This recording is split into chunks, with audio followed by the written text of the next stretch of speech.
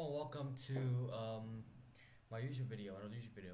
So this one is quite different. It's gonna be about social studies. Basically, I'm gonna read some stuff and then I'm gonna summarize it or oversimplify it in the way I understand it. Okay. Number one, early exploration. In the late Middle Ages, as well as during the Renaissance and the Reformation, Europe discovered the rest of the world. This period has been is justly called the Age of Exploration. So basically, what I'm understanding from this is that Europe discovered the entire world. Well, obviously, they didn't really discover the entire world. They just paved the way to our future. You know what I mean? Marco Polo. I've heard this name quite often. Marco Polo. The Polo were a family of merchants from Venice, the famous city of canals in Italy. In 1255, Niccolo Polo, Marco's father, journeyed to China and India to trade. They met the Mongol emperor of China, Kublai Khan. 10 years later, after amassing a huge fortune, Niccolo returned to Venice. Obviously, basically, this guy just went to China during the Mongol emperor, came back to Venice with so many riches. My face is so dark, but I didn't get the gif. Marco Polo accompanied his father on a second trip 2 years later.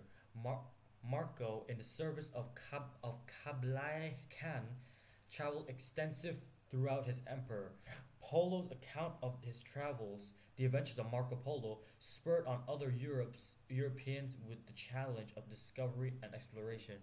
So basically, I think that this guy he paved the way for explorers to explore outside of Europe. You know what I mean? Explore outside of Europe and discover the world as we know it. Prince Henry and the Navigator. The Polos and the other had traveled to the far east by land.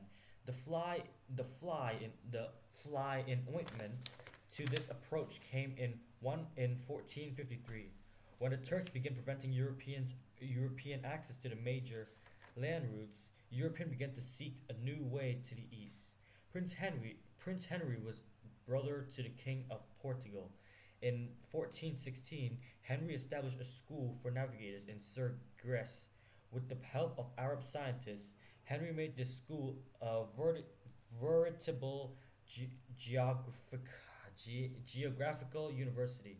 He also supported the building of ships for longer voyages. Under Henry's influence and others, Portuguese Simmons explored the coast of Africa in about 1488. Bartholomew Diaz sailed around the Cape of Good Hope into the Indian Ocean and sea routed to the Far East and had been found.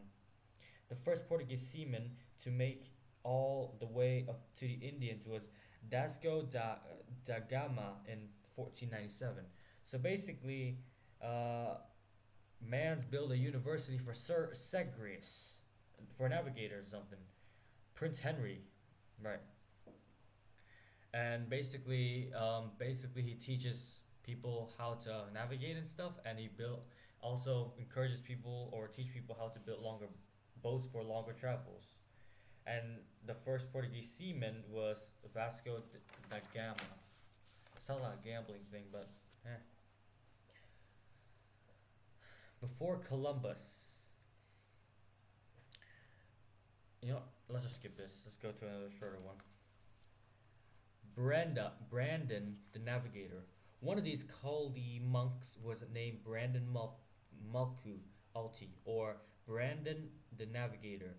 Brandon was born in Ireland, AD 484, and later educated in languages, theology, mathematics, and astronomy. A kinsman of Brandon, Feuerbach, claimed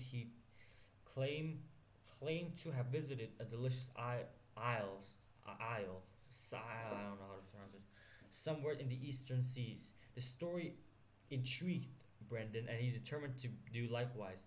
Brendan and 14 other monks set sail on a voyage or a series of voyages to the unknown in Ka AD 545. These voyages are wrapped in great controversy and confusion. Adding to this confusion is the fact that there are many conflicts version of the Brenda saga. Basically, a lot of people don't really, a lot of people have controversy among this. So, um, yeah, let's go to the first part. Basically, man said that there's this cool heaven-like island or something. There's like delicious island or something, and then Brendan was to seek it, but there are many controversies against it. Anyways, that's all for today's video, and see you guys next time.